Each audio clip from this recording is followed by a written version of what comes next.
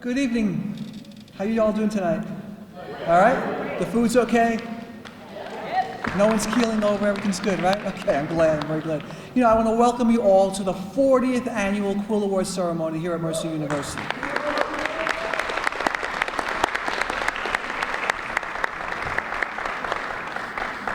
Years. I mean, I haven't been working here for 40 years, that's for sure.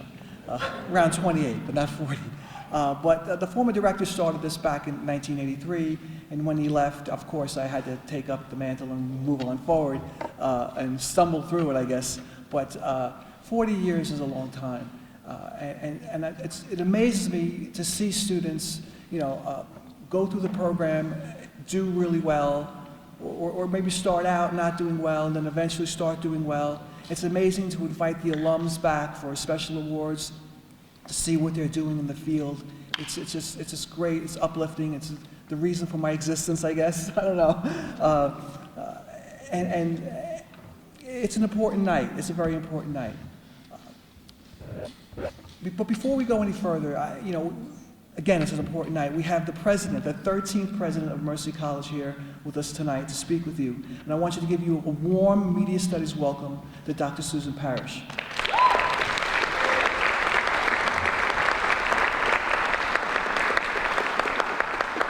Thank you very much, Professor Grasso. Good evening. Good evening. Really? That's all you got? Come on, a little caffeine. Let's go, let's go. Good evening. Good evening. Okay. I'm so excited to be here tonight at the 40th Annual Quill Awards to help celebrate the extraordinary work of students in our Media Studies program. I want to congratulate all of our awardees. We applaud your creativity and the courage that you have displayed in your work this year. You should be so proud of what you have accomplished. You are being recognized not just for your outstanding academic performance, but for being exceptional in your respective areas of study, whether film, journalism, radio and television broadcasting, theater performance, public relations, or advertising. So as the poet Emily Dickinson wrote, you dwell in possibility. Okay, I, as a president, don't get to quote poetry very often, so I'm kind of over the moon right now. We are also proud to honor some of the brightest stars Mercy's Media Studies program has produced. Congratulations to our outstanding Alumna Award recipient, Kai Baylor, from the class of 2016. You have accomplished so much already, and we look forward to seeing where you will go and what you will do next. May you continue to serve as a shining example of inspiration for others. And I'd also like to give a special call out to Ira Joe Fisher, who I just had the pleasure of meeting.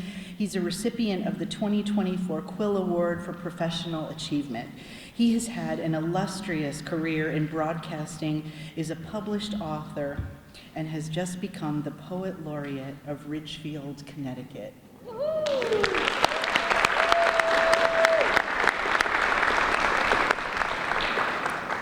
So as an English major from my undergraduate, I have to tell you that I know that things are really working well in the world when towns like Ridgefield have poet laureates. We are honored, Ira Joe, to have you teach creative writing here at Mercy, and our students are better for your excellent work teaching them. Thank you. I'd also like to thank Dean Peter West, Media Studies Program Director Lou Grasso, and our wonderful faculty and staff colleagues in the School of Liberal Arts who have organized this program for us tonight. Congratulations, awardees. You do us proud. We can't wait to see where you go. Thank you and congratulations.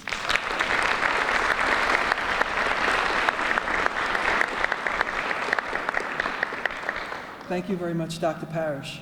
In addition to Dr. Parrish, we have a few associate provosts here. I just want to give a quick shout out, associate provost. Oh no, the provost and vice president is Dr. Ava Fernandez, is right there. Give a wave. Associate provost, Dr. Saul Fisher, right behind. Give a wave, Saul Fisher. Where's some associate provost, Dr. Dina Whipple is around here. Where's Dina? There she goes, back there.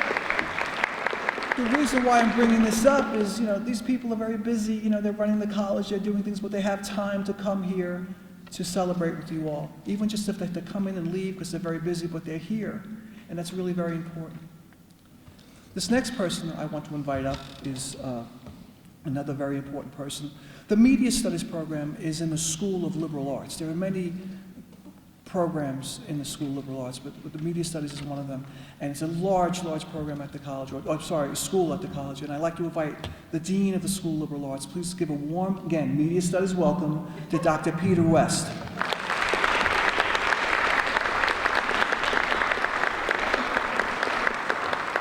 When you said there was an important person, I was like, maybe I shouldn't be standing up. I think somebody else is coming. But in any case, I just want to echo the comments from both the president and from Professor Grasso. We're so thrilled. This is one of the great highlights of every year. When I started at Mercy, we really had to do this remotely, and to have everybody here together to be able to honor the accomplishments of our students, of our colleagues, of our alumni. This is just a wonderful event. As Professor Grasso mentioned, it is important to remember that Media Studies is located squarely in the School of Liberal Arts. And what that means to us is that our students are having access to not only the professional preparation and the hands-on skills that are going to help you all succeed, but also the opportunities to become well-rounded people who have a deep appreciation for all the different aspects of human life. And that includes poetry and the arts and history and everything else. And tonight, we have the great opportunity to recognize in one of our very first awards somebody who epitomizes this. Ira Jo Fisher is somebody who has reached pinnacles in a number of different areas. We have a lot of people at Mercy who are extraordinarily dedicated faculty.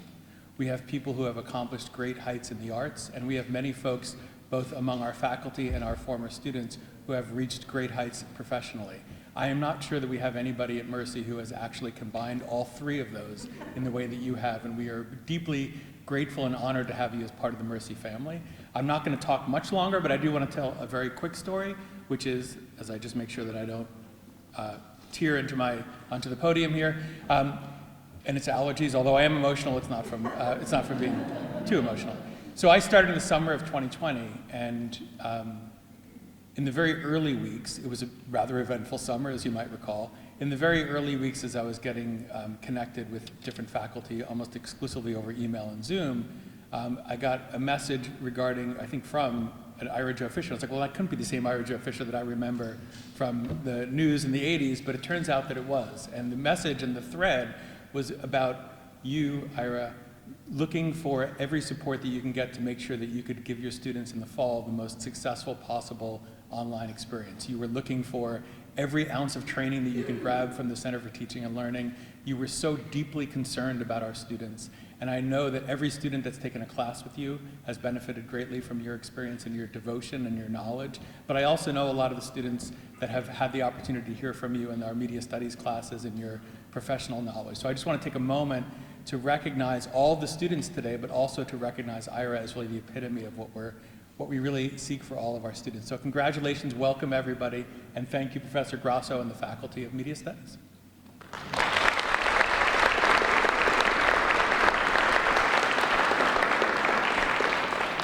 Thank you, Dr. West. And here we go. Let's start this program. My notes. Ira Jo Fisher, a radio intelligent broadcaster, author, columnist, poet, disc jockey, reporter, actor in both film and theater, a weatherman, and a college professor at 5 universities, and luckily Mercy being one of them. Born and raised in the far west corner of New York State, very close to the Canadian border, just east of Lake Erie and slightly north of Pennsylvania, Ira Jo Fisher got his first job at WGGO, an AM radio station located in Salamanca, New York. He attended college at the State University of New York in Fredonia, but left before graduating to serve in the United States Air Force for 4 years. He was stationed in Syracuse and attended Syracuse University, majoring in drama and Russian. Later, he worked for the Air Force as a Russian translator. He also has a Master's of Fine Arts from New England College. Ira Jo Fisher began his television career in 1970 at KHQ-TV in Spokane, Washington. He was a reporter and host of The Noon Show. In 1980, he worked at WKRC-TV in Cincinnati for 3 years. While there, He was a weather reporter and co-host of PM Magazine. He also worked at WKRC Radio as a commentator. From 1983 to 1985, Ira Joe Fisher served as a weatherman and feature reporter at WABC TV in New York City. During this time, he also worked at Live with Regis and Kathy Lee. The Ira Joe Fisher returned to WKRC from 1985 to 1989, where he hosted the Ira Joe Fisher Show, which was a daily talk and variety show. And he won two regional Emmy Awards for his writing at WKRC. From 1989 to 1995, Ira served as the weather and feature reporter for WNBC in New York City. In 1995, he moved to WCBS TV, where he was a weather anchor for all of the station's newscasts, weathercasts, at one point or another. Ira left WCBS TV in 2003, and he appeared on the CBS News Saturday Early Show, and as a voiceover artist for the CBS Morning News and Early Show until 2007. Among Ira's many accomplishments, such as authoring books, teaching poetry, and coaching new talent, if you listen closely, you might hear or recognize his voice on various radio, television, and online commercials. Ira Fisher lives in Connecticut with his wife, Shelley, with whom he has 4 children. Please welcome this year's Professional Achievement Award, Ira Joe Fisher.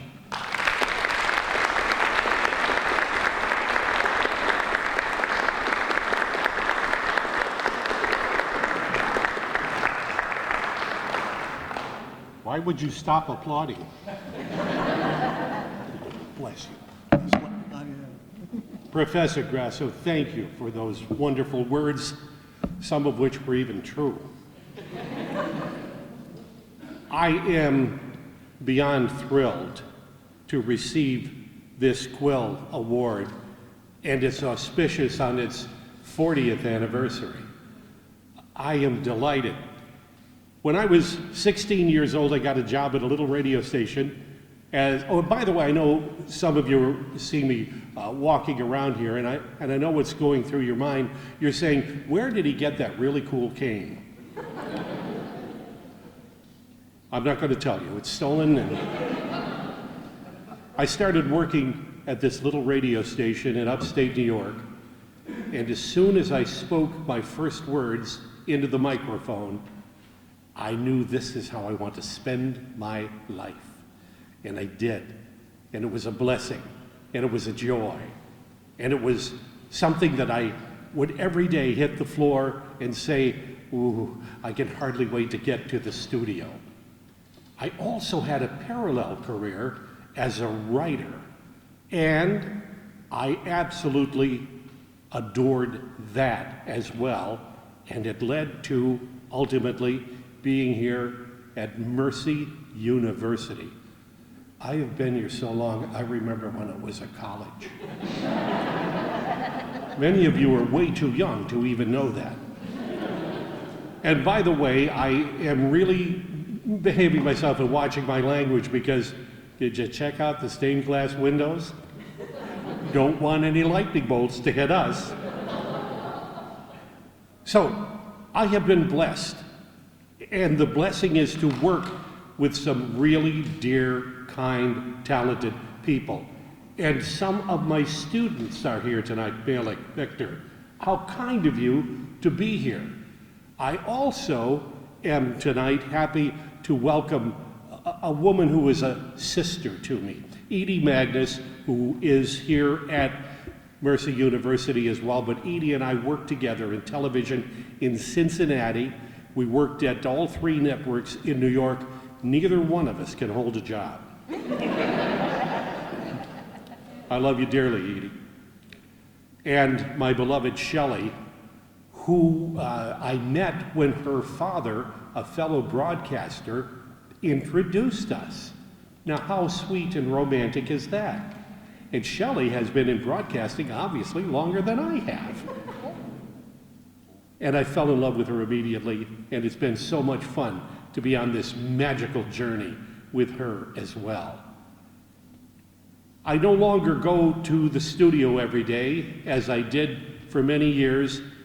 6 days a week, and every day was a gift. Every day was a joy. Every day was a day to which I looked forward. Shell says that I am in love with the microphone, and it's absolutely true.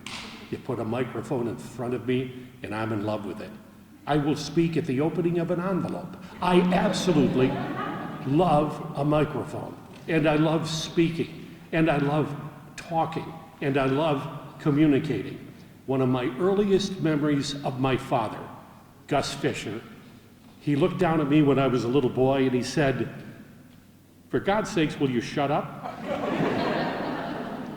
It was in that moment that I decided, hey, I'm not going to just talk for a hobby. I am going to do it for a living. I only have to correct one thing, Lou, that you said in the introduction. You referred to me as a weatherman, and semantically I have to qualify that. I am not a weatherman. I was a weather reporter. I'm not a meteorologist. I'm not a scientist. I'm not all that bright.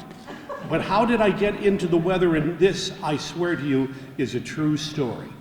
We were planning this show called The Noon Thing, and we were in Spokane, Washington, and we were sitting around a conference room table having a meeting with the production staff.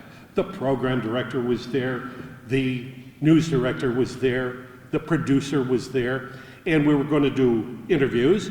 I was going to also report the news, and we were going to have a sports segment. And then somebody said, "What about weather?" And I'm thinking, yeah, we ought to have weather too. And they said, "Who's going to do the weather?" And I'm thinking, yeah, who's going to do the weather? And we went around the table, and finally they stopped and looked at me and said, "Ira, how about if you do the weather?" I swear to you, this is a true story. I responded, "I don't know anything about the weather." And the program director said, "You don't have to. This is television." So that's how my auspicious weather reporting career began. Living in different places and meeting different people is one of the joys on the planet. It is amazing to go to work every day with colleagues that you feel are not colleagues, they're family. It's amazing to come to the campus of Mercy University every day and be in the company of people who are not students, but scholars. And you have before you this wonderful thing called a future. And you draw upon this wonderful thing called a past, your time here at Mercy University, and the friendships you make here at Mercy University that you take with you. Doesn't end on commencement day. You take these friendships with you into the future. What a really, really glory of a place this is. And I'm here to remind you of that. You're not students, you're scholars, and you're stepping into a future that is golden, if you make it golden. The thing I miss most about broadcasting and going to the studio every day are the friendships. Lou Grasso and I worked together at WCBS Television, Channel 2, and Lou was one of the most talented editors in the video bay that existed. And we worked together on a couple of stories, and I do remember saying to Lou one time, "Could you make me look a little less blurry? Or how about shaving off about 30 pounds? He did put me into nice, sharp focus. The weight still remains. I live with it. Oh, and I want to thank you, Henry. Henry was very gracious in filling my plate and bringing my plate to the table. And I am going to bring my remarks to a close soon because I haven't finished my chicken. This Quill Award means everything to me. In poetry, there is a term called synecdoche. A synecdoche is a part for the whole. The White House is about the entire executive branch of the government. Capitol Hill is where Congress is located. A synecdoche, quill. I like it that it's a pen, because it's with a pen that you write on a piece of paper and your thoughts appear in ink.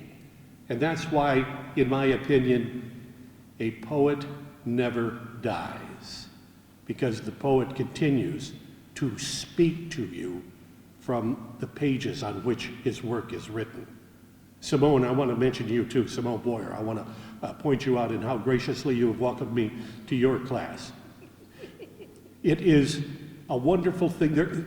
A poet never dies. There's only one other profession on the planet where you will never die, where I'm telling you, you can live forever. That's why I'm a poet. I want to live forever. There's only one other profession that lives forever. And in our hometown in Ridgefield, Shelley and I would often go to the local supermarket, Stop and Shop, and I would always be greeted by one of the managers there who knew my name from having seen me on television. Hello, Ira. Hi. And I did not know his name. I was so embarrassed. And weeks went by, years went by, I did not know his name, and I wanted to know his name because I think when, as the Chinese poets say, we learn by naming things. I didn't know his name. I felt terrible. And one day, as I was checking out at Stop and Shop, I look up above the cash registers, and on the wall are displayed portraits of the various managers. And one of the managers was the fellow who greeted me, and his name was Doug. And you know what Doug's job was at that supermarket? He was the non-perishable manager. Boy, would I like that job. Edie, he's going to be with us forever and ever. Synecdoche, a part for the whole. A quill is a pen with which you create something magic. Something magic. In my opinion, the real hope for the world in which we live is that we find that magic in literature. We find that spirit of peace. We find what it is to think of something so beautiful, so poignant, so tragic, so grief-laden, that we don't want to have any more grief, that we don't want to have any more sadness, that we only want to celebrate that which is lovely, that which is beautiful, that which is reassuring. Quill, the quill pen, the synecdoche, for all that emerges from it. I want you to think about, as I wrap this up, because that chicken is still over on the table. There's a wonderful poet by the name of Nazim Hikmet, who writes a poem called For Those of You Who Are Going to Spend Time in Prison. It's a poem about his standing up for what is right in the world. It's a poem about enduring hardship because of the choices he has made on behalf of other people who had no choices. He talks about losing his love. He talks about losing his freedom. He talks about losing the smell of a rose on a really warm summer's day. He talks about all of that. And he says, you can endure this. And I submit to you this evening, you can endure anything. As Nazim Hikmet says, as long as the jewel on the left side of your chest doesn't lose its luster. Isn't that beautiful?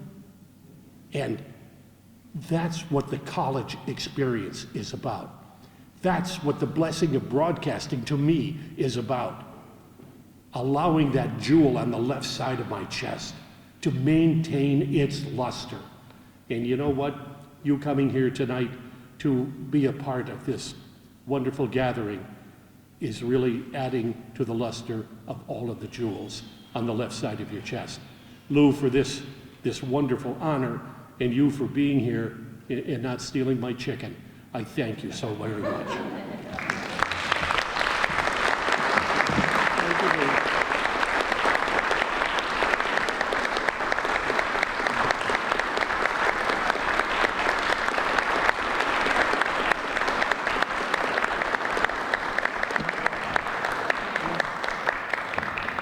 How do I follow that? Okay, but we have someone that could follow that. And here she is. Kai Baylor graduated from Mercer University's Media Studies program in 2016 with a concentration in radio and TV production. During her last 2 years at Mercy, Kai interned at more than one media company, further developing her skill set and freelance networking abilities.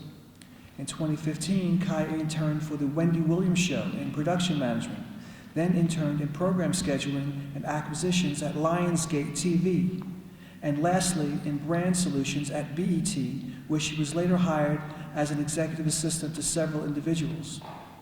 In that role, Kai worked supporting network initiatives for multiple teams, including production, development, talent relations, live events, award shows, specials, and programming.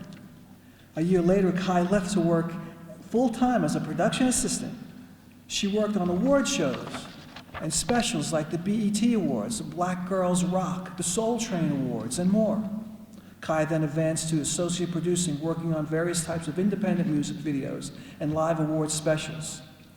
Passionate and eager to explore, Kai began working on a series of projects for such events as Fortune and Forks, a social club for young women of color, Summertime Fine Brunch, a series created to promote mental health and emotional health and empowerment for women, and Best Seats Ever concert series, a live performance series for budding artists. In 2018, Kai began working with an independent production company called Star Power Entertainment, where she was able to further develop her passion for production and storytelling. Since then, Kai has worked in partnership with the founder and director to lead to a full life cycle production of several award-winning short films and other projects, from development to delivery. This includes managing storyline development, casting, production management, set dressing, wardrobe, post-producing, social media marketing rollout, leading event planning and production for private screenings across the states, including New York and Los Angeles and London, England. Star Power's debut, Know Me So Well, has earned acceptance in more than 30 film festivals worldwide, including Chelsea Film Festival, the Roxbury International Film Festival, Hers Lights On Festival, and more.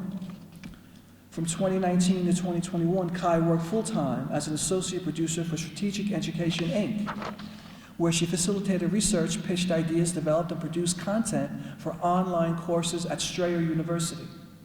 After 2021, Kai decided to begin freelancing again on a series of projects. She worked on her first documentary for Discovery Plus with award-winning production company 0.0 as a researcher and on-camera talent. Shortly after, Kai became an archival producer on Let Nor Run, a documentary short film in partnership with ESPN, where she researched, sourced, and organized archival materials. In 2022, Kai earned her first writer's credit for TV, a 20-episode true crime series where she also worked as a producer. Moving toward the digital content world, Kai took a role as a full-time senior digital video producer at Urban One Inc. In 18 months, she was instrumental in increasing the volume and quality of content production across multiple digital brands by producing branded, sponsored, and original short-form content for YouTube, O&O, and social media, social channels to 1.7 million viewers. That's a lot. It's no secret Kai can't stay away from freelance world too long. After leaving Urban One in 2023, Kai went on to produce 2 episodes of a 4-part docuseries on AMC. Then, she produced a live special for MTV Women in Rap Week, which earned her her first Shorty Award nomination. And as if this is not enough, Kai currently works full-time for Ebony as a social content producer, a position she has held since the end of last year. It's a lot. But ladies and gentlemen, I'd like to offer or show or give the award Outstanding Alumna to Kai Baylor. Please give it.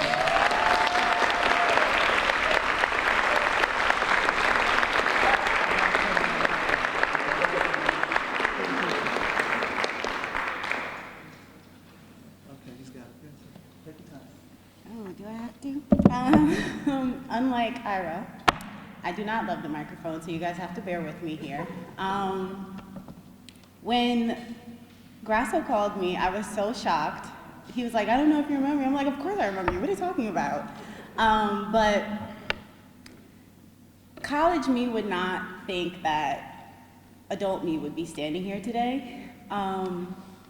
people ask me all the time, how did I fall into my career? How did I start in production? And I kind of just went with the wind. In high school, I was a good student. I didn't really have to do too much to get by. I was getting A's and B's. My sister in the audience was getting straight A's, but my parents were not on me because I was getting A's and B's. So, I was like, all right, I'm gonna cruise on by. And it wasn't until about junior year, I think that's when you start looking at majors and thinking about college, that I started struggling in math and science.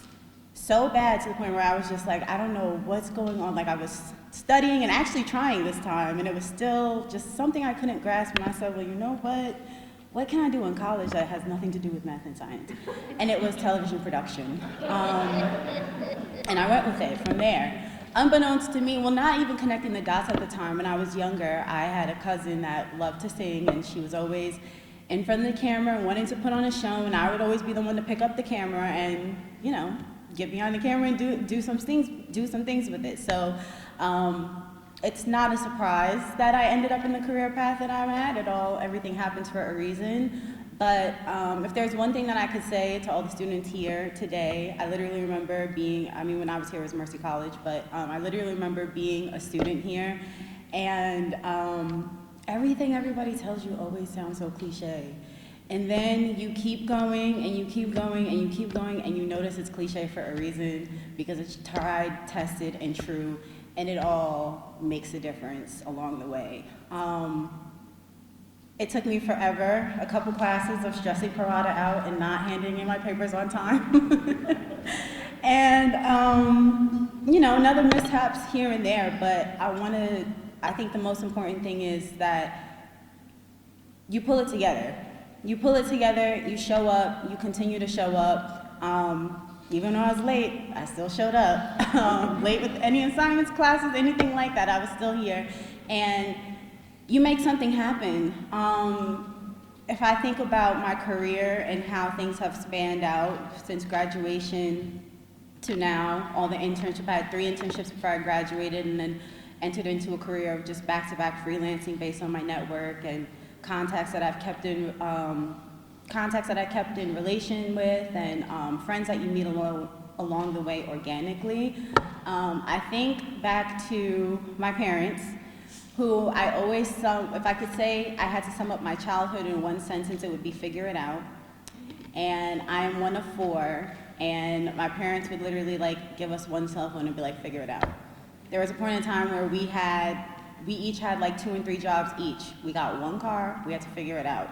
Who was getting dropped off, who was getting picked up, who had to go to work next, who had to do this, who had to do that, figure it out. And that's the mindset that I think that carried me through college, is to always figure it out. If I was late, if I missed something, how can you figure out how you're gonna make up for this, and what are you gonna do to be better the next day? And regardless of the mishaps or any little mistakes in college, everything seems so it's funny, it's ironic actually, because in college, nothing seems like it matters, and then everything seems like it matters all at the same time. And I think the best piece of advice there is just find that balance and find everything in moderation, really. Everything in moderation, because you never know the decisions that are gonna take you to the next level when you are in these classes. People tell you all the time, you never graduate with what you studied in, you never graduate, or it doesn't even matter what you do in college because nobody uses it anyway.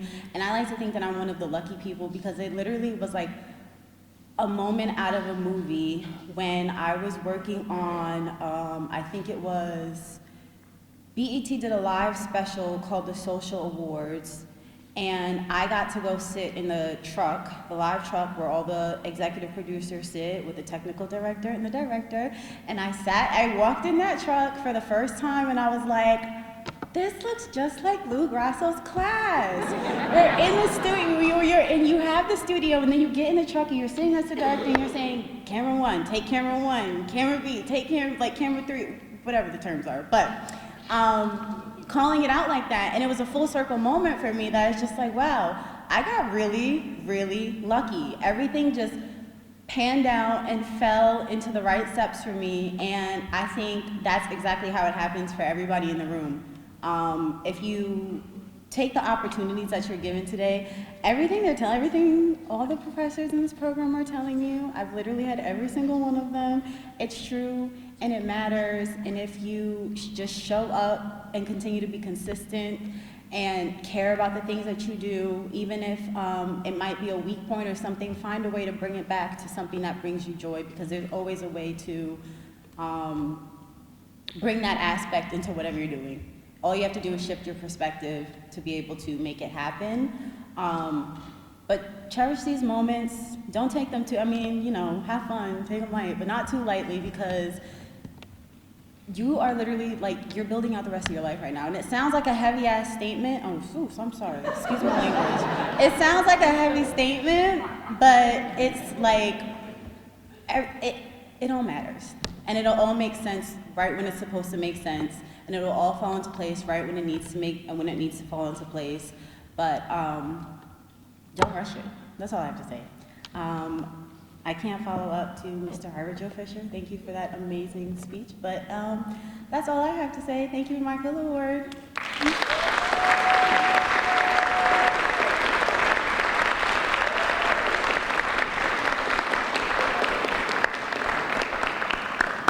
I think that was just fine, Kai. You told it like it was. You definitely told it like it was. All right, so now the part of the night that students are patiently waiting for is their awards. I know, I get it. And I'm not going to read anything anymore for the rest of the night, I promise. The next category, here we go. Okay. So the next person really needs no introduction. He is the faculty advisor to the Impact publication. He is the teacher of the journalism curriculum. He is the department chair of communication and the arts. Please welcome Professor Michael Parada.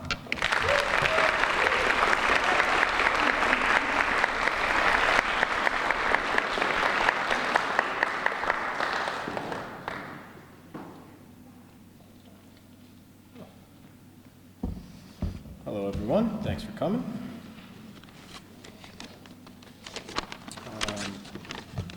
I'll be brief before we get to the awards.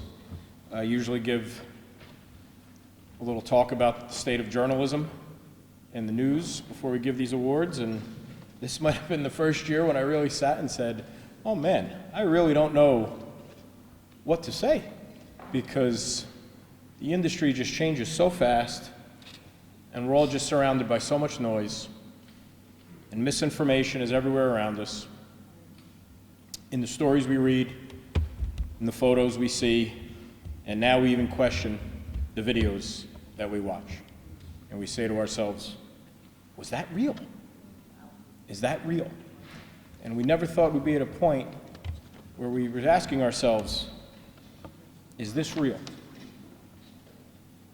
Students in this room embark on this journey because they want to tell a story, and they want to make the reader care while informing them and possibly even entertaining them. And if you listen to our two speakers, you'll realize Kai was right. And everything that we say is true. And if you are entertaining your audience while telling a story and giving them information at the same time, then you did your job. And here we're at the point where we have no choice but to embrace technology in the classroom, where we're actually learning together, where the scholars walk in, not the students, but the scholars walk in and say, did you see that story? Did you see this app? And you're comparing notes to each other, and you're talking about, do you know the New York Times is suing ChatGPT? And you have these conversations with each other where, man, you can't blink for a second because there's so much noise around you. And we start putting it down to, how do we do this job the right way? Well, truth and accuracy is the mission that we always stay on. And in the end, we always say that the skills we teach in this major, research, interviewing, proficient writing, proficient communication, media production, they're going to assure your success in the future. And you might be saying something your parents don't want to hear after you're walking out saying, I don't know what I want to do with myself. And I have a secret. I don't know what I want to do with myself. And I've been in this industry for 25 years. And the beauty of it is you don't have to know. Just keep learning, keep evolving, keep changing. And if you work hard and you seize opportunities, then good things will happen for you, and that is very real. That's the one thing we know is very real. So we're going to move on to our awards. And the first is a course in investigative journalism. So not only do we look at courses that are subjects about investigative journalism and actually learn how to do it, we look at famous cases, but we talk about the impact it does to a publication. Investigative journalism is not always popular to a newsroom. It's not easy to sell advertising when you're bringing down someone that's very important. So there's a lot of ethics involved and the decision-making process in this course, because you're about to publish something that's going to have a drastic effect on people's lives, and at the same time being the voice of, as they say, the voiceless. So it's a huge, huge undertaking with a lot of responsibility. So following students for investigative journalism, and the first is Alyssa Politi.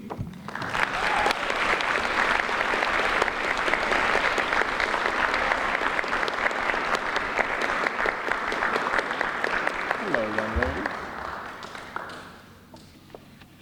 How do we want to do this? Give it pictures? What do we want to do? Pictures later? Hand it now? No? Pictures, yes? We get them later. I can sing the WKRP Cincinnati song. Luna Amblar.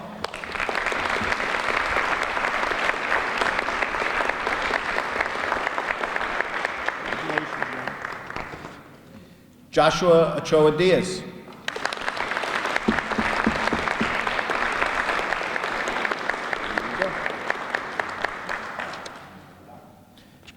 Next course, we're talking about feature writing, which is always a very popular course where students come in and say, I don't even know what that means. I'm the featured writer. Like, no, that's not what that means. Not at all. But you can be. But you get to tell stories. You get to tell people's stories. Sometimes they're newsmakers, sometimes they're not. But it gives you the opportunity to meet the most interesting people in the world. And no matter who you meet becomes a possible story. I've sat next to people at dinner, at weddings, met them, and before I knew it, they're saying, why do you want my number? Well, because I'm going to write a story about you, whether you like it or not. And it's amazing. This morning, I was at the car wash, a guy checking me out, and we were just having a 2-minute conversation. He says, well, I'm just getting over my ex-girlfriend was killed in a murder. I said, wait, what? Like, here's my card, we're going to talk, And he just, all these great things he's doing for her memory. So every person you meet is an epic story. It's up to you to make that happen. These students really stood out in their storytelling ability. So I'm going to say some. Cameron Mundy, is Cameron in the room? Cameron, nope, moving on. Cameron was great. Anthony Keanu, is Anthony in the room? Wonderful. They're out getting stories, that's what they're doing. Carla Gordiz, I know she's here.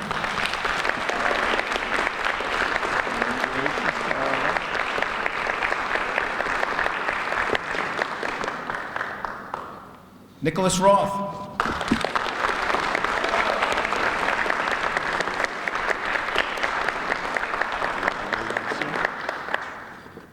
Thomas Melvin.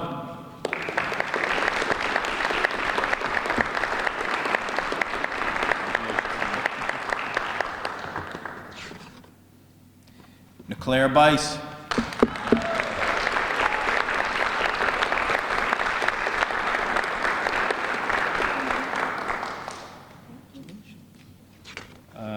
Victoria Feliciano, is Victoria? Nope. Fanta County? Nope. A lot of story writing going on. A lot of story writing going on. Sports reporting. I came in as a sports reporter, of course. What else am I going to do, right? Athlete my whole life. This is going to be easy. I'm going to write sports. Oh, man. What an industry. So tough. All the things that you think are going to be the easy part are the hard part. Coaches, it's easy to interview the coach that's winning. It's easy to interview the guy that threw the touchdown pass. It's easy to talk to the woman that just hit that triple. But the job comes when you have to go talk to that kid that just got pinned in the state championship final. That kid that missed that free throw. That coach that just can't have a winning season. The fans. A wild ride, a wild industry, and a great way for me to break in to thinking like, man, you can't be a fan here. You have to be a professional. And we spent a lot this semester looking at not only which stories to cover, but how to cover them, what questions to ask, how to take one story and branch it off. So we really had a lot of fun in this class, and they did a great job. So, Alyssa Politi.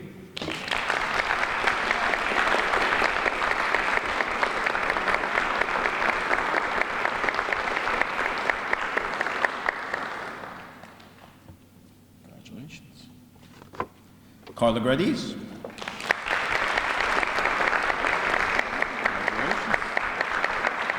Victor Manzano.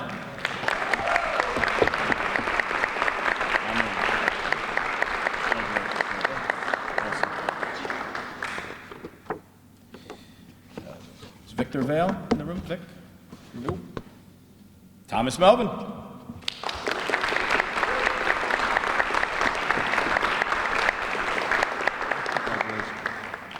Thomas, who's always very quiet and unassuming. There was not a team we talked about where he did not know the entire roster. Like this guy, no, you're wrong. Oh my God. Super impressive, Tom. So the last category I'm going to give out is column writing, where to write a column is so difficult. Everyone said, I want to write a column. I want to be a columnist. And after you write the first 3 or 4, you're like, oh no, what do I write about? I don't know what to write about. I had all these ideas, and you get them down, and then you really have to make people not want to read the topic of your column. They have to want to read you. They have to want to read who you are. And the winner of this award is ironically, which I just found out right before, so every year, the Impact competes in the New York Press Association. Not a big deal. Last year we were the best publication in New York, so there's no need for applause for that. So we didn't quite accomplish that feat, but we did very well. We had a lot of winners, and there's one in the room who also is winning this Quill Award. So to write about yourself, to open the door to your past, but at the same time, make yourself a likable character, or at least a character that people want to follow, want to believe in. And this writer has a lot of courage to share the stories she did about, her past and her travels. So not only winning the Quill Award for column writing, but second place in the state of New York for column writing is Carla Gradiz. Congratulations.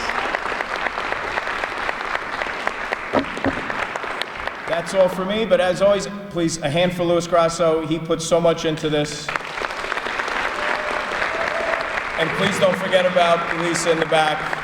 She's working hard and making this happen for us too. So thank the both of you. Thank you, Professor Parada. Okay, up next, what's it say here? It says, yeah, that's right. Quill Awards for Public Relations and Advertising.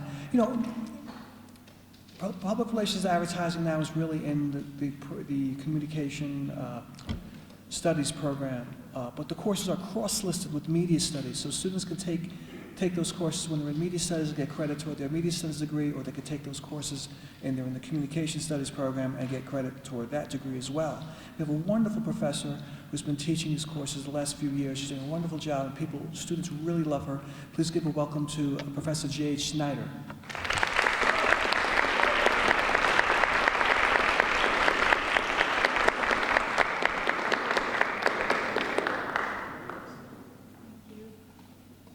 Lou.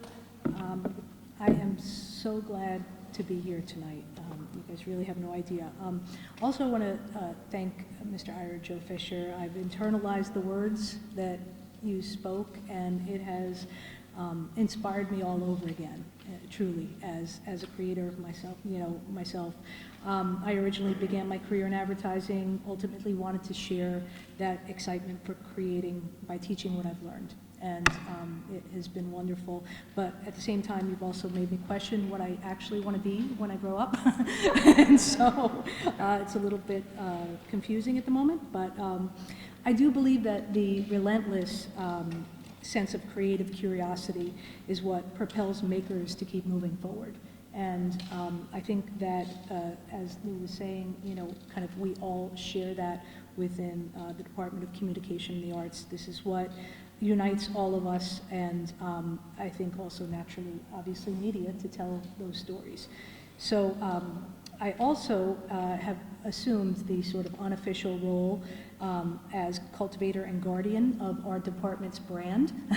I think that one of the things that I would like to say is that we call it CATA, right? And, you know, nice short handle. But our students at CATA are part of Mercy, but they also stand out with these unifying sort of characteristics. And what I think makes CATA unique is that we need to create, right? Students need to create. They also want to make waves, and I think they want to make change. And we started in one of my classes as well, calling ourselves catalysts for this reason. You'll see it in print soon. But here we are today, and I am filled with tremendous excitement to recognize the exceptional students in creative advertising. In this course, we talk about everything from archetypes and synesthesia to brand insights and narrative devices. We talk about the role of copy, type, color, and we unpack a brand's why and story across all medium. All the while we are putting these pieces together, we're thinking of ethical sort of ways to approach this material, and also to solve these problems, not just for existing brands, but for brand new brands that students create from scratch. So it's a lot of heavy lifting. It's a fun, I think, rewarding course, and I am so unbelievably bowled over with just the new ideas every time I see great work. And so I'd like to recognize some of that tonight. A few folks who come from, I teach also on Manhattan campus, and so sometimes the students can't get up here. But I do want to mention Grace Charles is a student from Manhattan.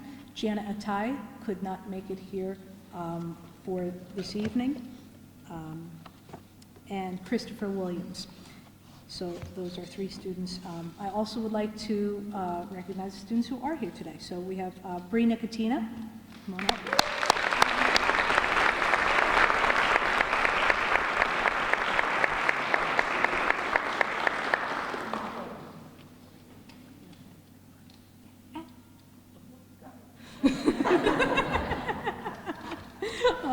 Victor Manzano.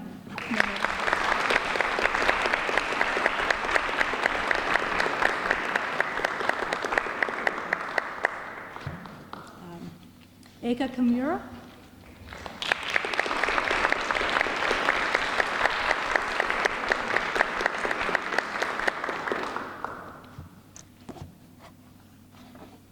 Peyton Genus. Good job.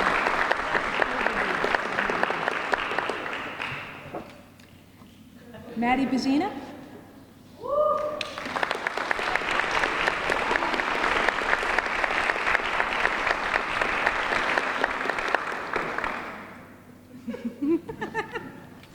He's got the camera. Sakino Atago.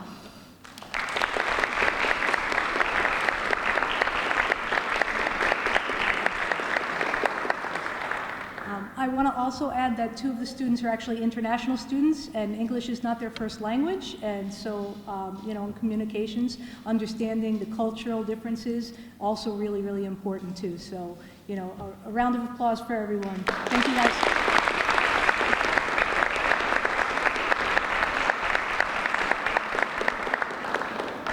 Thank you, Professor Schneider. The Media Studies program has 3 course concentrations. Radio and television production, which you'll hear about in a little while. You heard from journalism, Professor Michael Parada.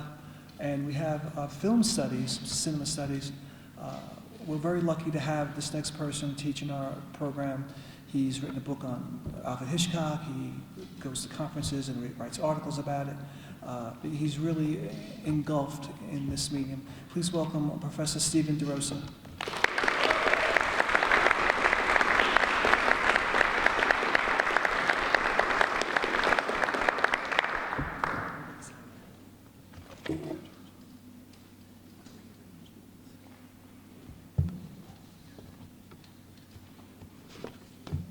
Good evening.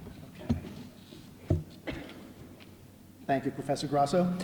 This is always like a way to bookend, I think, the academic year. We have in the fall, of course, our Media Studies Showcase, where we get to talk about and get to see examples of the great work that students are doing in the various concentrations. And tonight we are here to honor the exceptional work. And so I'm delighted to be here and to talk about the film and culture concentration and a couple of courses that we've run this academic year.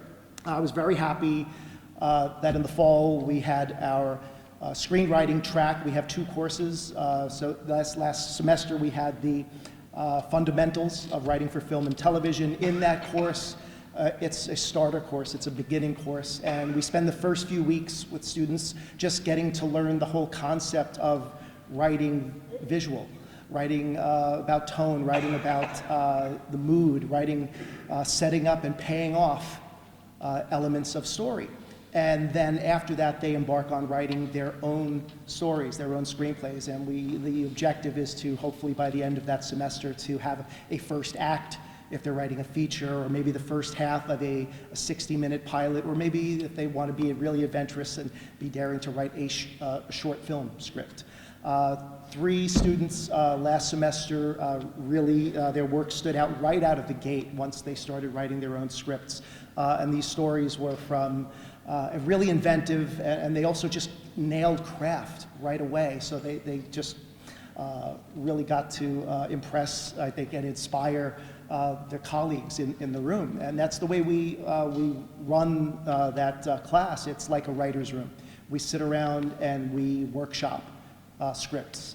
So every scholar, I should say, reads their work and gets criticism on their work. So it's really about that ongoing process of getting feedback and then making revisions, because it's a lot of revisions and a lot of rewriting. The stories that we're honoring tonight, from a blind bat that gets its sight, and you can imagine all the possibilities of that, and that was one of the most creative. Another was set in 1696, that was actually the title, and it had to do with a witch hunt and this reverend that's, so a lot to be said about that one. And then a story of a sister who, it's set in the 1970s, a sister who's going to save her sister from a cult, and the adventure that she goes on to try to save her sister. So, Andrew Bisson, please come on up here. So you're here tonight.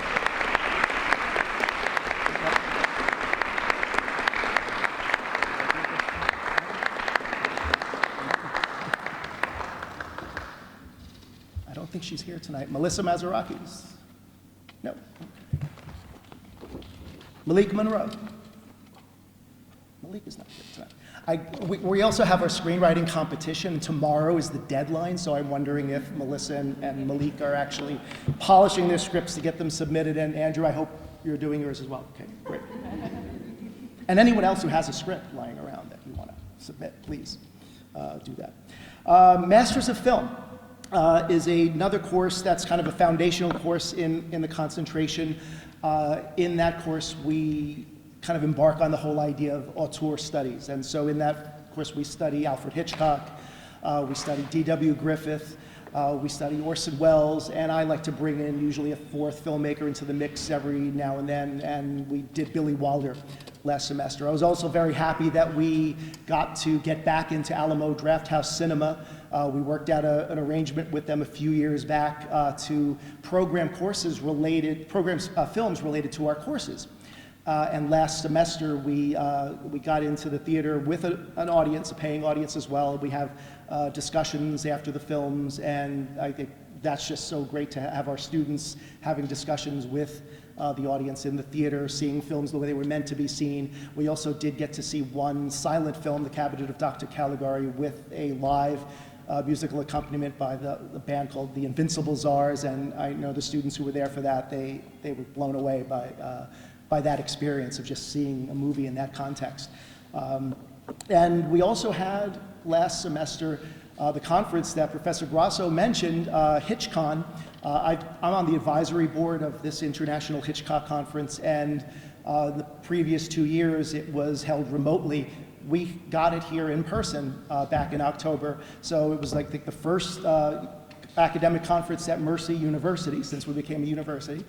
So that was great. One of our students who's not here tonight, Melissa Mazarake, she actually interned for HitchCon as one of her internships for the Media Studies program. She interned for them as on-site as the assistant stage manager, but also she interned for them throughout the semester doing a lot of the video work that they do because there's always weekly events 2 times a week throughout that semester. So Melissa she was wonderful in working for them. Now for Masters of Film, our students, scholars. Victor Val, I know he's not here. Joel Rivera is here.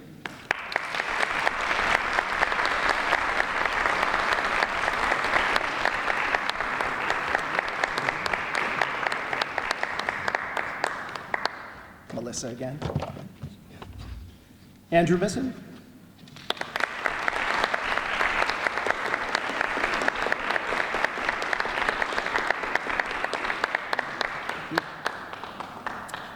And I should also add, we have a WordPress website, mercyfilmandculture.com, where a lot of student work gets featured. So oftentimes in the various classes, if there's a standout essay that ends up on our website, I like to run every now and then a blogathon, so students will actually write a blog post.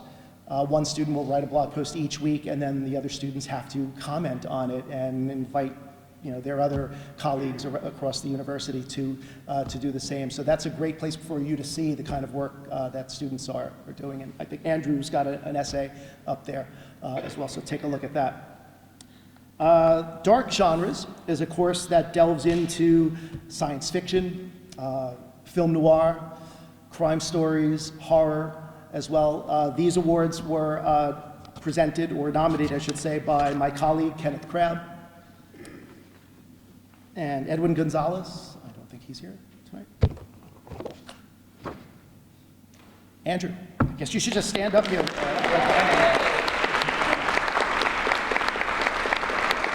just killing it.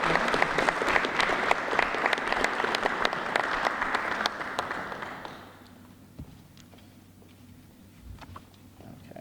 Another course that's running this semester that I love to teach is our course on the Hollywood Western.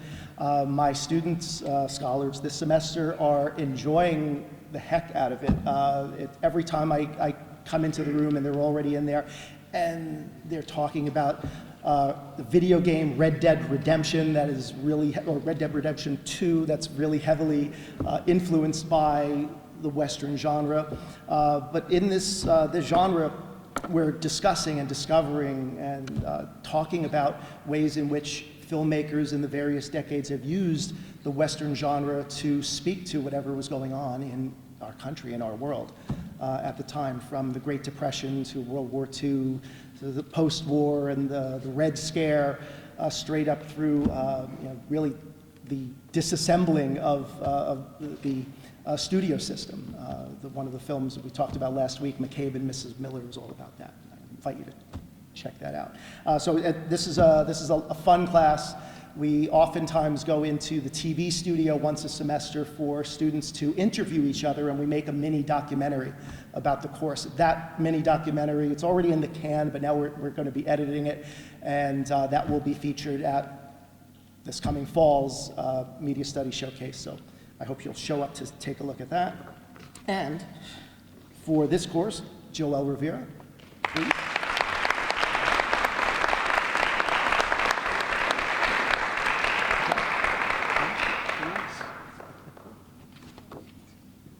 Nicholas Roth.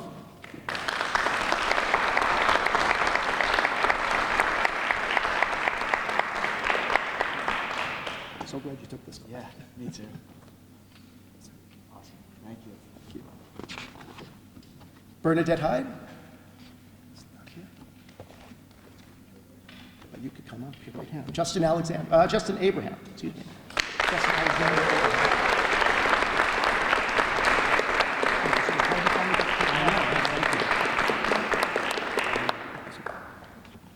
And lastly, language of film is, again, another foundational course. It's probably one of the first courses that students in this track take, and it's where they start to learn terms about mise-en-scène and cinematography and the various transition types in editing, and then we move on into auteur study and the different modes of film criticism. We look at some avant-garde stuff, and did you finally get to see The Big Shave, Nicholas? No, all right, you got to see that. Martin Scorsese short experimental film. But this is also, it ends up being a very fun course, and I'm happy I'm teaching it this semester. And we have Tiffany Santa.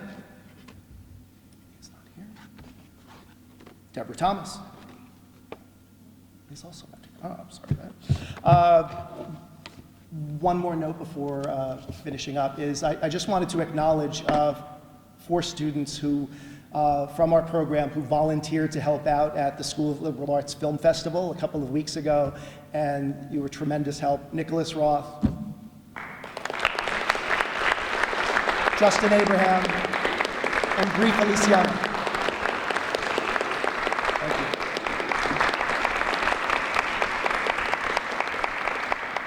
you. Does radio production, he teaches video editing. Professor Matija Bisevich teaches understanding media technology. He teaches, and he also helps out a great deal in the studio with the wiring and the installation and the speccing out of equipment. I really lean on him a lot to make sure everything is running properly. And I'm not calling you up on the phone now to say, what am I going to do now? This is not working. Now I'm going to introduce you. Please welcome Professor John Misevich.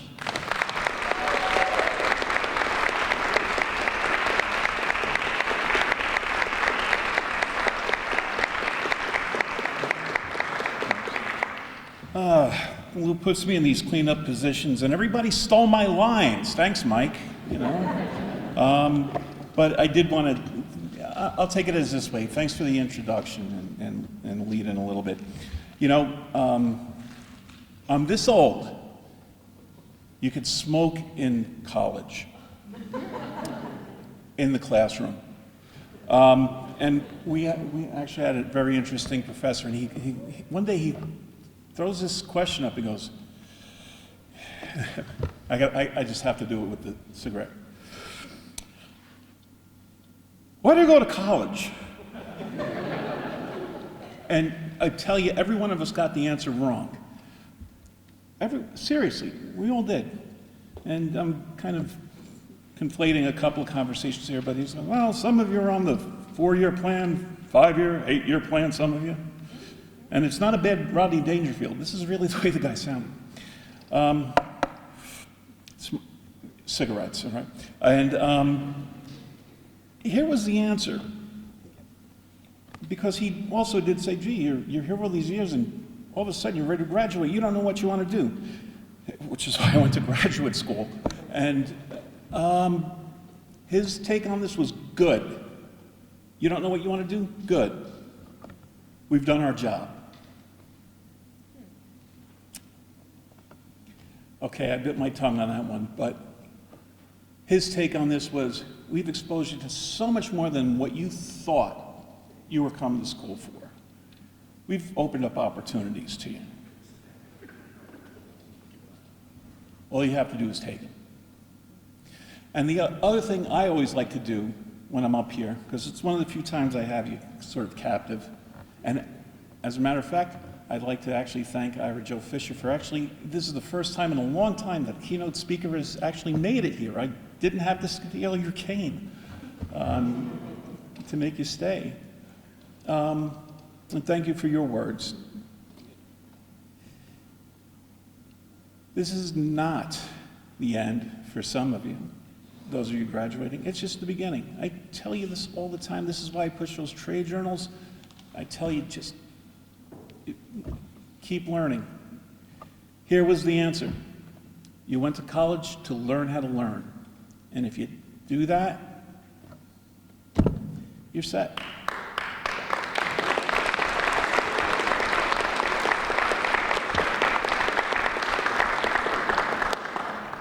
So with that, let me talk about my video editors, and I think I'm looking at my editing one.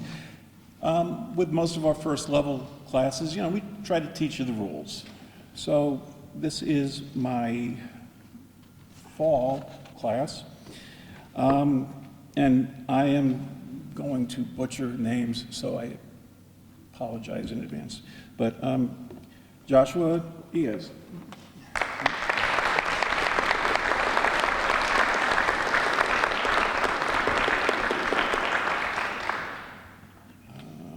Let's see here. And yes. I know I'm going to butcher your name, but I'm just going to say Liz. Come on up.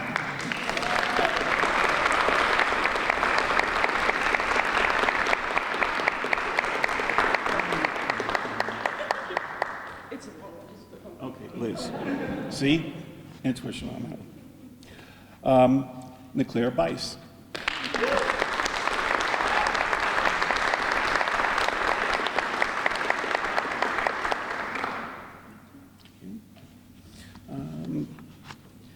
Miles Armstrong. Is Miles here?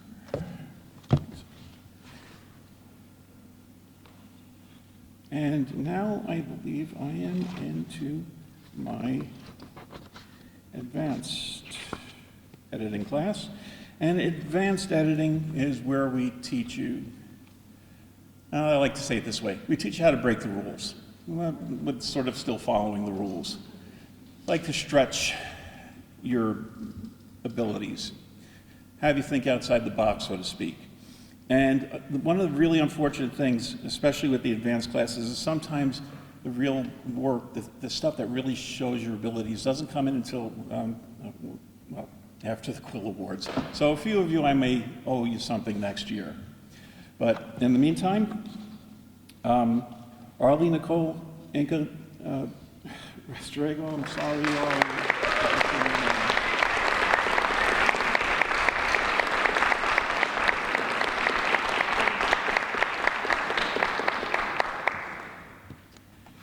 And a continuation of the Andrew Bisson Show.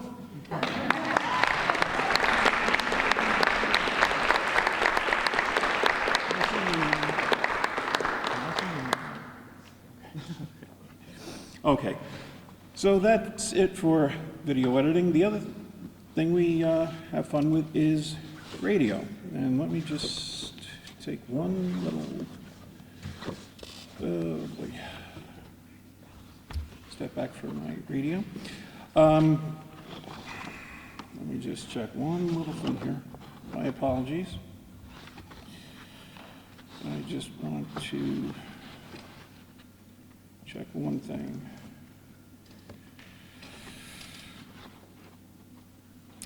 Okay, feeling better about this pile? Okay, so, once again, our intro radio class, we teach you the basics, and talk about technology changes. Radio was this thing. It's really arguably our oldest form of electronic mass communication. And it's still around, it's still thriving, it's still alive and well, and yet if you look on the inside, it is probably a shadow of what it once was. So I still kind of teach the old method and in the intro level. You still have to know how to work a board, you still have to work your way around. And it's really learning how to interact in what we call an air studio. So with that, my Radio 1 recipients are Liz.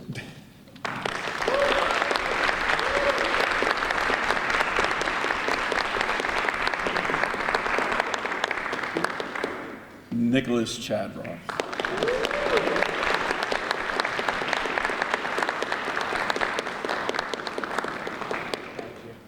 Thank you. Niclaire Bice.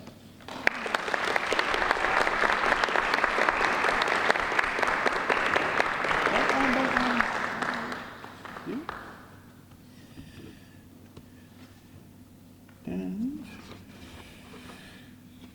Justin Abraham.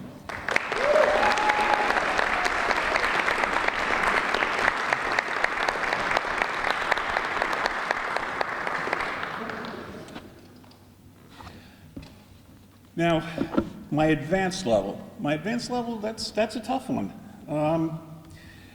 I really like to make things a little different with that class. I like to push them. I like to just take this basic knowledge and turn it on its head. So my advanced radio people, second level, they formed a radio station. With that, everybody has to do a certain amount of work. Everybody does the same certain amount of work, and then they specialize.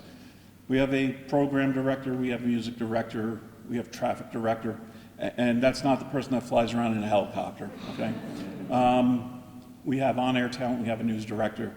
I mean, we even played around with promotions and sales, even though we're not selling anything to anyone. And somewhere in there, we have some on-air talent, too. Very unique class this year. So with that, our music director and board operator, Nicholas Chadwell.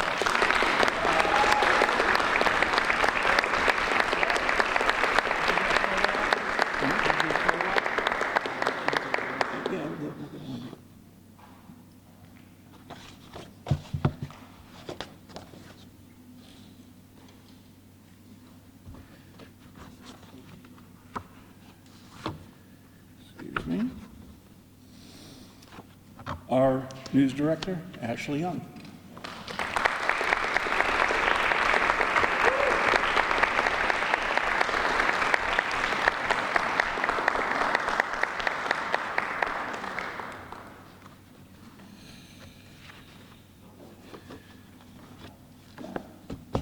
Our promotions, Liz. She just is now Liz. We just know her by Liz.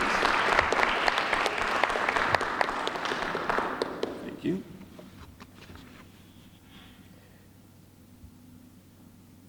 And we might.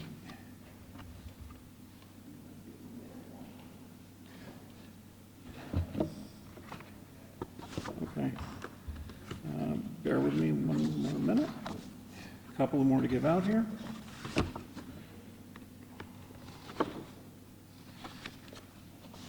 For a minute.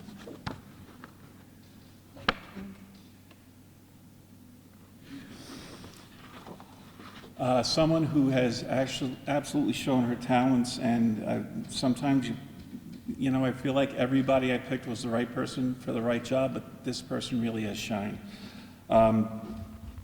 Natalia Maldonado.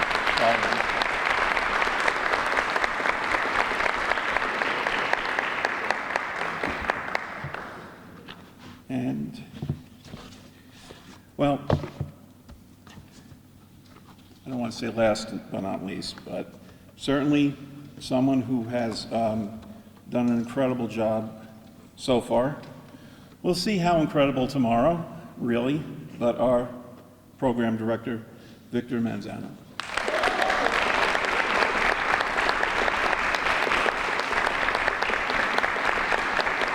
And, of course, I play general manager of the station, which means I know nothing about radio whatsoever. So we will kind of go on. I'm sure Ira Joe Fisher can tell stories about general managers. But That's it, and see you next year.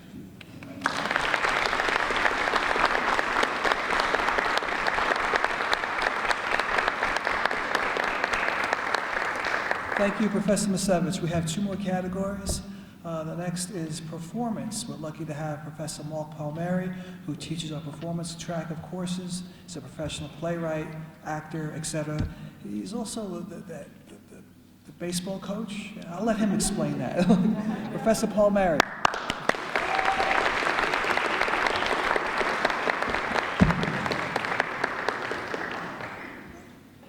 Thank you, Lou Grasso.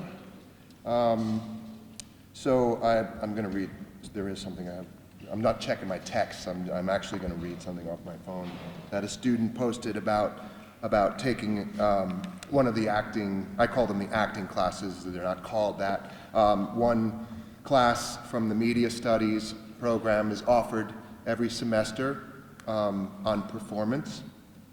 The two that I'll be talking about today are from the fall and the spring are scene performance and voice acting and character. Was that a gunshot?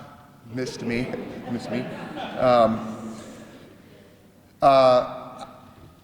Kai, Ira, thank you so much for your stories.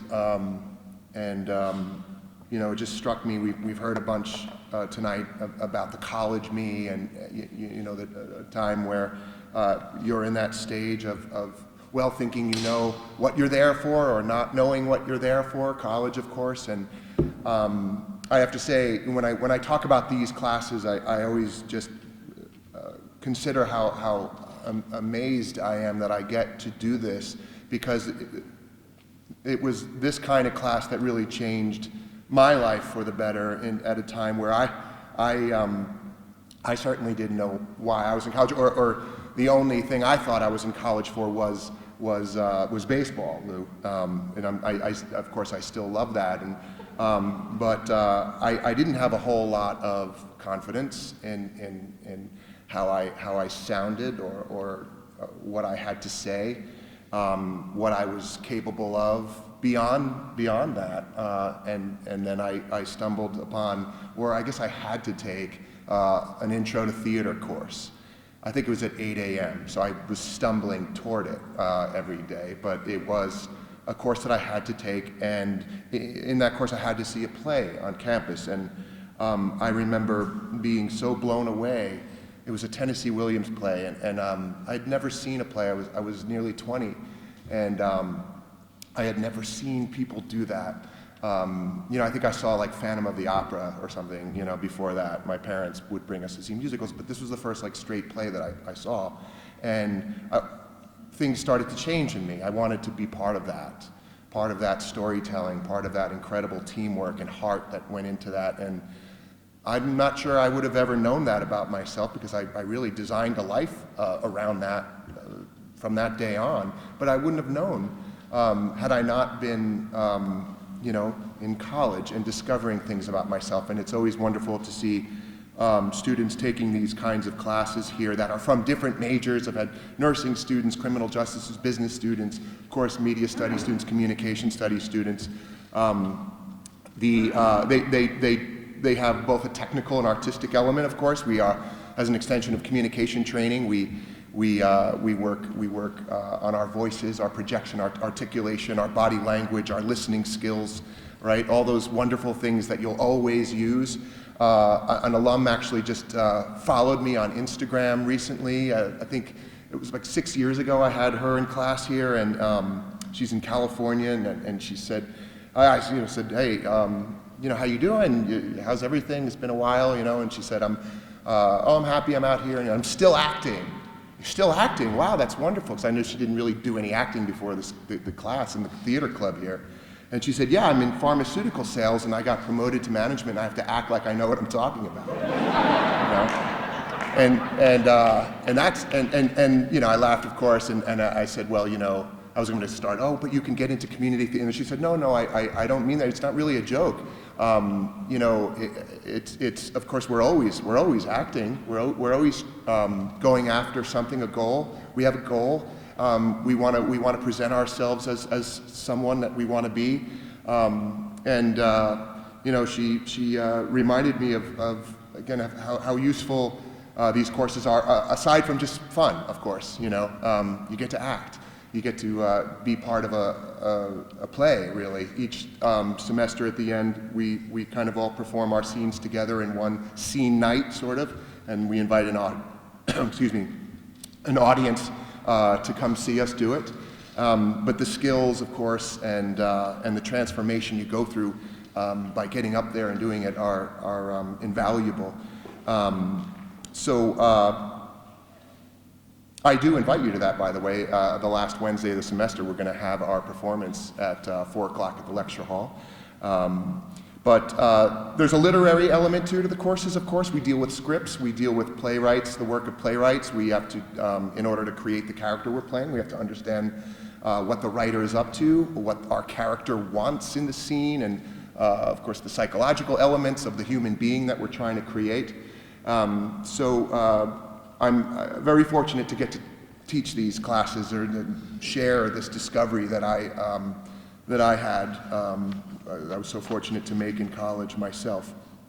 Now, we also do some things that are really interesting.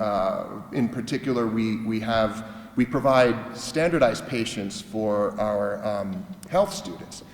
In the simulation lab, they get to play all kinds of diseases and disorders, and sometimes next of kin for students like doing their final exam as in the nursing program and all of that. And we've been doing that for 3 or 4 years now. That's actually what I was going to read, because one of our Quill award winners posted this on LinkedIn the other day. She's a communication major, Hannah Perez. I don't think she's here right now. But she wrote on LinkedIn, and I reposted it. At the beginning of the semester, I was terrified of the acting class I was going to take. Acting? Question mark. Not my forte, or so I thought. But as we near the end of the semester, I'm filled with gratitude for the incredible journey it's been. What led me to share this post was a unique experience I had, one that highlights the magic of stepping out of one's comfort zone. I had the privilege of participating in a simulation where I assumed the role of a patient's caregiver, providing a lifelike scenario for students in the health field to engage with and learn from. It was a powerful collaboration across disciplines, showcasing how diverse majors can come together to support and enrich each other's educational journeys. Sometimes the most unexpected journeys lead to the most rewarding destinations. I thought that was so beautiful, and it was like describing, you know, again, my own process with this material, this field. That's what happens. So I want to list our Quill award winners, of course. We have for the voice acting and character. The course's emphases are a bit different. They really do boil down to the same thing, though. You know, the voice training, the technical training with the artistic exercises, of course. The structuring and emphasis and the material we use kind of changes throughout the 4 courses. Antonio Perez. Antonio Perez.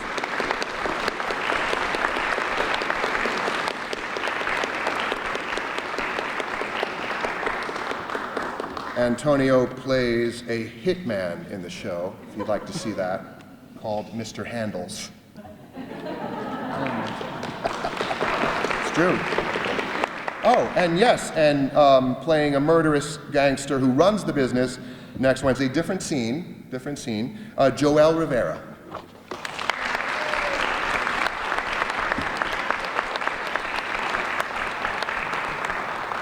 As I mentioned, Hannah Perez, who I don't think Hannah is here, right? All right, well, she'll hear from me about that. Joshua Acoa Diaz, come on up.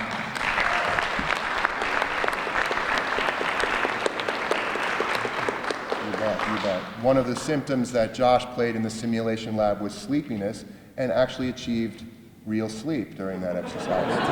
Yes, nice work.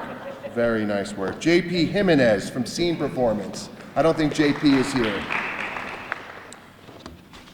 And Peyton Genus.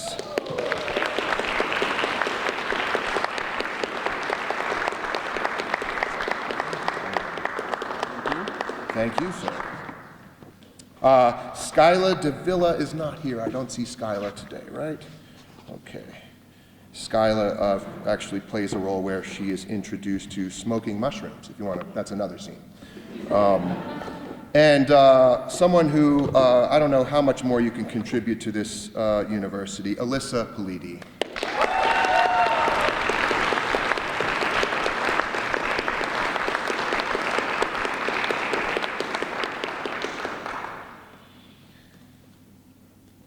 You bet.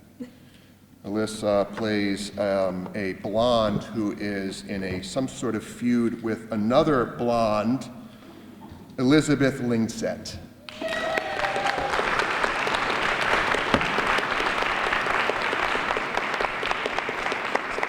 At least that's what they call you in the scene. So I encourage everyone, if you haven't yet, take an acting class while you're here. It's wonderful, and there are practical reasons to do it, but I promise you it's a whole lot of fun. And again, I'm just so lucky that I'm able to be part of that experience with you. So thank you very much.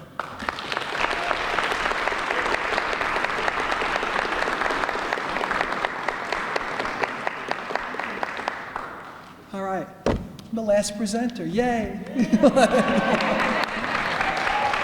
This is where I get to talk about my students and their successes. I teach television production at the college, at the university, excuse me. I've taught different things over the years in television and radio and film and criticism and all sorts of things. But television production is really my love. I enjoy it so much. You know, I came back from the private sector to teach because that's where it was at. I felt, I'm watching students grow, and if I could help them along the way grow, that's a good thing. And in the television production studio, people are working with equipment and working with each other as total strangers, for the first time. And in normal circumstances, they wouldn't interact that way. They'd be very shy and late. I don't want to do that. You want me to do what? You want me to get on the camera? But in the television production studio, it changes. The whole dynamic changes. They're asked to be in front of the camera. I don't want to do that. Then they do it, and then all of a sudden they do it really well, and they like it.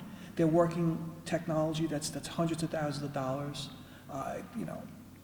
They have trouble with their smartphone, but they could work this technology. So this first category is fundamentals of television production. This is the first class students have in the television production program. They have no other experience. They've never touched any television production equipment. I'm talking about video cameras, like camera phones. I'm talking about real television production equipment. And they're learning to work together as strangers, but coming together and producing a show, working in synchronicity with each other. And so the first award goes to Nicholas Chad Roth.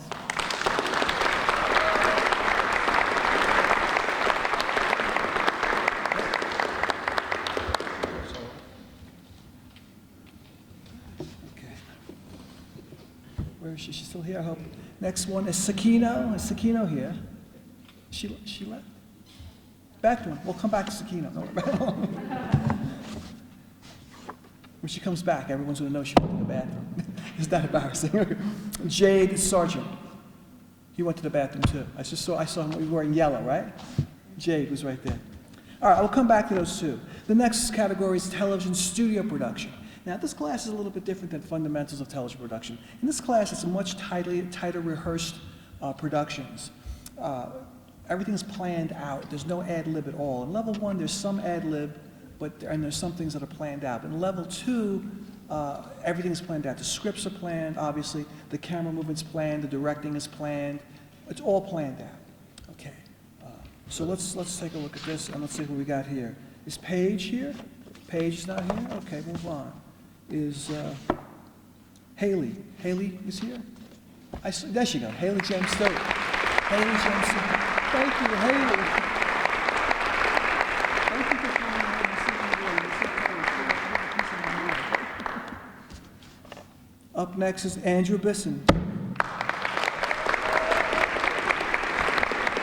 I said it right? It's Bisson, right? Okay, cool. Alex Flores Ramirez is not here. I didn't see him. Okay. Next up is Laura Polino. I know she's here. I saw her before. There she goes.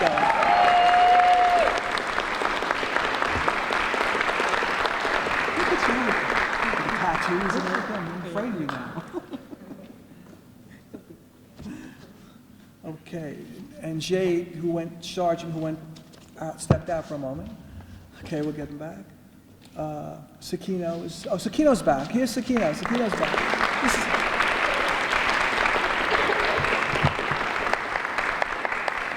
This is for TV studio production, but hold on, Sakino. Stay there, stay there. Wait, there's another one. There's another one for you. Hold on. This was from Fundamentals of Television Production. Hold on. There you go, Sakino. 2 for 1. Here you go, 2 for 1. And Jade Sargent is back. Come on down, Jade. Come on.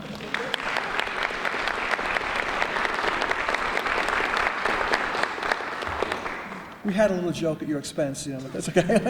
This is for Fundamentals of Television Production. Don't go anywhere. And this one was for TV studio production.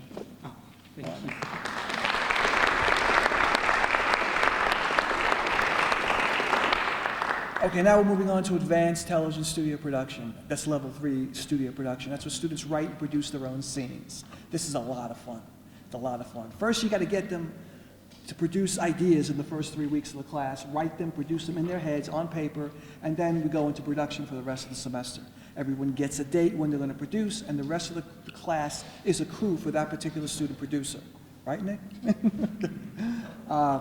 We build sets, we construct, all sorts of things in the television studio. We make it look like a kitchen, make it look like a living room, make it look like a doctor's office, a waiting room, you name it, we try to figure out how to make it look that way. And it's a lot of work, but it's a lot of fun. And this is advanced television studio production. And let's look at the first one here is Leclerc Bis.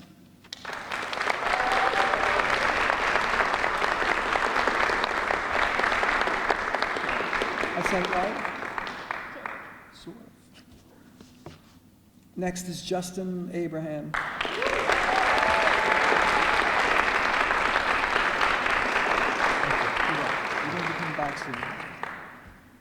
Miles is not here. Laura Polino.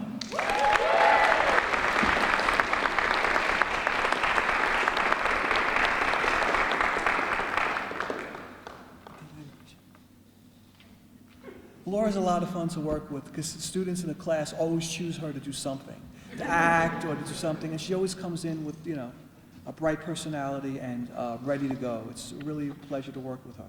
Victor Manzano.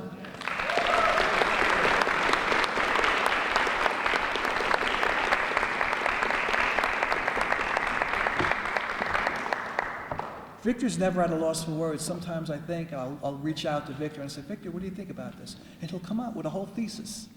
Man, this guy's good, this guy's good. And sometimes he was sick, he zoomed in. I said, Victor, you're still there? He goes, yeah, I'm still there, Grasso. And then he starts talking about what we were just talking about. So he's a really plugged in student. I'm really glad that he's around and in my classes. I'm really, Samantha's not here, right? Samantha Rosa? And Natalia Victoria Maldonado.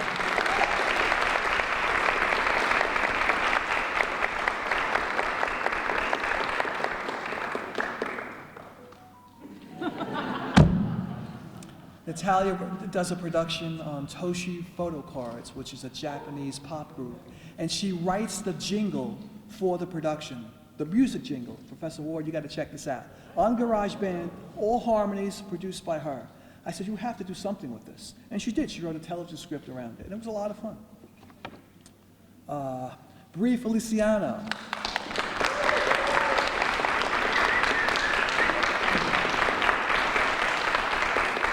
Here you go, Bree. Okay, we're almost done. Almost done. Isabella's not here, right? Isabella is not here. Okay, last class is video montage. This was a class that was developed during the pandemic. Pandemic hits, we can't go into the television studio because we can't. It's contagious. So what am I going to do? So I came up with this class idea, video montage class, and I revitalized Sergei Eisenstein's 5 styles of montage, which those of you that were in the class know what I'm talking about. But montage is when you're watching a film or watching a television production, segments of the film or the television production are compacted vignettes that advance the story without dialogue. Basically, that's what it is. And there are 5 styles of montage. So I had this idea of doing this, and they use their phones to record the clips. We use the OneDrive to upload everything, and we were able to share on the OneDrive. It was very successful during the pandemic. So I tried it again after the pandemic, and it was successful again. So lo and behold, I have to make this a real class. But these people that are the best of the best, because that class was really very good. Elizabeth Lingset.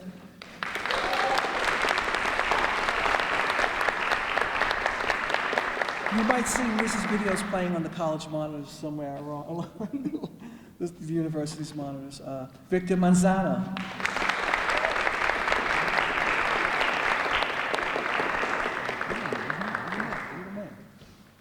Okay, and last but not least, Jason Alexander Abraham.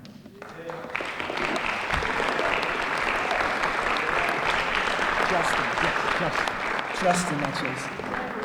Justin's really very good. Justin came to us with a lot of skills in editing and production, and I was looking at his work, his Great Nation, HD Nation website. It's a fabulous stuff. So what am I going to do with this guy? He knows a lot of stuff. But we worked together, and he produced a lot of good material. And he's also a student worker, and I like having him around in the lab, and I'm going to miss him next semester when he graduates. Anyway, so we've come to the conclusion of the 40th Annual Quill Awards ceremony. I want to thank you all. I want to thank President Parrish for sticking around. Thank you very much. Provost, I'm out of a blank. Fernandez. Provost Fernandez for sticking around. Dean West is here still tonight. The faculty for presenting, the students, their parents, their families for coming and supporting them. I think it's really very important to have that support structure in place. We like to thank Stephen Thompson for photography, and also Carl for IT help. There's more food. Please help yourself if you like. Have a good night.